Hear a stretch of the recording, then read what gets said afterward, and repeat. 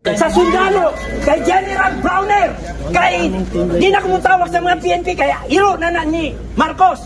Sa kay Browner na lang ako mga yung tabang na mag-withdraw ka support kay Marcos. Kay naagin ako martial law. Ayaw namin martial law. Ganitanan, magkabataan, i-explain na kung unsay martial law. Kasi padulong na tag martial law ni Ron. Musulod pa sila, walay tao diya, wala sila digong, tao lang. I-search, kita ilang i-search yung buwan, sa tuwaran. Magtanim na po sila diha. Magtanong na po sila bala. Magtanong na po sila mga unsa. Kaya paabot ko, Bongbong Marcos, manahimik ka kung ayaw mo matanggal ka dyan sa posisyon mo. Maawa ka sa mga kabataan. Pinas. Duterte ta, di ba? Duterte! Duterte! Duterte! Duterte! Pangalang pangayong ko kitore sa kay DILG na si Rimulya. Rimulya. Niya, 30,000 ang nagreklamo daw sa ICC. What about the million na biktima ng mga adik, mga kriminal, nagidipinsa ni Tatay Digong? Putangin na ng baboy na yan. Isipin ba ninyo yan?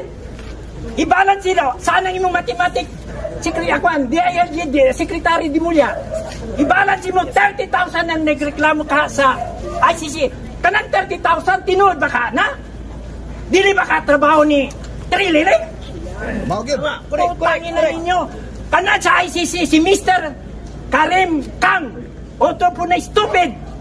Dapat you have to go here and investigate the majority. Kaya ang ICC, no more credibility for me. Paglaban namin si Tatay Duterte. Yung matanda yung si Tatay Digong from Hong Kong, hindi man lang nila binigyan ng isang araw na pahinga. Where is the due process there? Yan ICC, bangag din. Dapat yan ang i-question ng ICC si Marcos. Bakit hindi nyo give due process si Tatay Digong? Hindi ako mag-wild kung hindi give due process nyo si Digong. Tama. Hindi ako mag-wild. Natatakot lang ako kasi alam ko mga kababayan, pag nag-successful si Tory dito, maskin walang tao, mas-search niya yan. Magiging martial law na tayo, kaya sabihin niya tayo mga supporter ni Duterte. Wala tayong binuga, bunganga lang.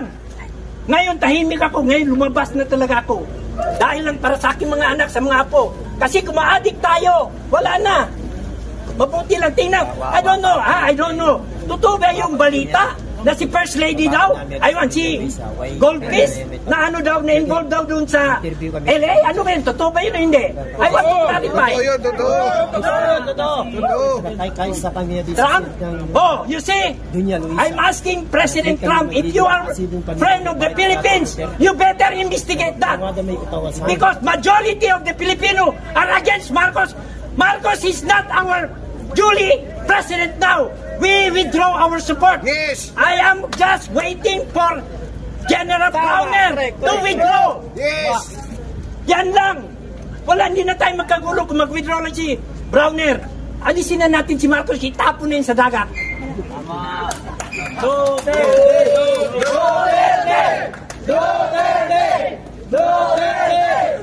At saka isa pa, alam ba ninyo, marami sa bukid ngayon nahihirapan. Ang presyo ng mais bumagsak. Ang tarantado doon sa Manila, sige, export, ang mag-import ng mais. Ano nangyari sa farmer? Bumagsak ang presyo. Hindi makabayad sa inutangan. Ngayon, kung bigas, ganun din. Ang baboy, ganun din. Sabi ASPS, bakit hindi nila hanapan ng solusyon yung ASF? Bakit hindi niya? Dahil makapera ang DA, makapera yung mga crony ni Marcos, bumalik ang dating Marcos na kawatan. I am a victim of martial law also. Kaya ayaw ko iparamas sa mga bata na ito, sa mga apo ko. Correct. If I will die, then die. Basta hindi lang matuloy ang Marcos na yan. Kaya never Marcos.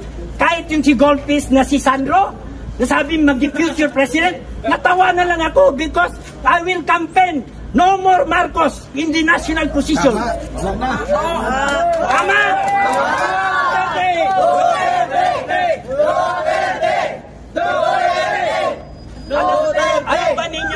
kung may pera lang, may mag-support ng pera sa mga bukid, marami magbaba mga farmer na kausap ko. Kawawa masyado. Walang makain. Dahil dyan, sanang yung 20 pesos. Di ba, addicts ka? Yan ang trabaho ng addict. Sinungaling. Nabudol tayo. Ikalon. That's true. Ngayon, mga pulis, bago ako makasalita sa inyo mga pulis, alam ko maraming pulis dyan against the will nila. But because of change of command, please lang withdraw your support kay Marcos para hindi kayo tawagin. Withdraw, General Browner. I salute you. Please withdraw. Announce you withdrawal to support Marcos. Di ba, mag-resign na lang sila? Or mag-resign kayo. Mas maintindihan ng tao. Alam, this is my first time na gumawa ako ng ganito. Ayaw ko na mangyari ang martial law. Hindi mo kayo doon lang dahil katatay Digong. Oh, tumaas ang sweldo ninyo. Nag-double ang sweldo ng mga sundalo, pulis. Dahil kay Tatay Digong. Anong ginawa ba kayo ni Digong na aso? Ngayon naman, ginagawa kayong aso. Para ba yung aso, pakainin kayo ng buto, kasi laban kayo. Tayo lang, Pilipino. Yan ang sabi ni General Luna, ang mahirap na kalaban is kapwa natin Pilipino. Kaya para hindi magkagulo ang Pilipinas, paalisin si Marcos. Yan lang man ang sulit. At saka si Speaker Romualdez, masyadong ambisyoso. Ayaw namin ng presidenting bangat. Ayaw din na yan, tama ka. Silingan. Ambisyoso yan sila. Pero mo, ginaplano na nila na si Sandro daw, yung si Goldfish, magiging president, future. Ay, putang ina ninyo. Yes, ay, mahiya kayo. Punta kayo dun sa Maguindanao. Not all Muslim at favorin nyo. Inuwat lang kayo. Kaya nga bigyan kayo ng pera, tanggapin ninyo. Kasi yan, hindi pera nila, pera ng taong bayan yan. Kaya iniingi ko sa mga Pilipino, abroad man o sa Pilipinas, show support by action, not by words. Kasi kailangan na ni Tatay Digong ang ganitong aksyon. Hindi na may bunganga-bunganga lang. Kaya nga ako, for the first time ako naglabas ng ganito. Nagpalabas na magpa-interview o magsalita. Kasi naawa na ako sa mga taga-Bukid na ginakawaan ni Digong din dati. Every Christmas kinapababa niya. Ngayon, hirap na hirap sila doon. Halos walang makain. Hindi ba ninyo yan alam? Yan sa Malacanang, yan sa Manila. Pumuputok ng tiyan nila, party doon, party dito. Turakot doon, nakaw doon. Kaya sa lahat ng aking mga kababayan na mga Pilipino, abroad man o dito, magsalita kayo, labas kayo ngayon. Kasi ako ngayon naglabas na ako kasi we are going to martial law. Sinusubukan tayo na bangag natin na presidente kung kaya niya si Digong, makaya niya tayo lahat.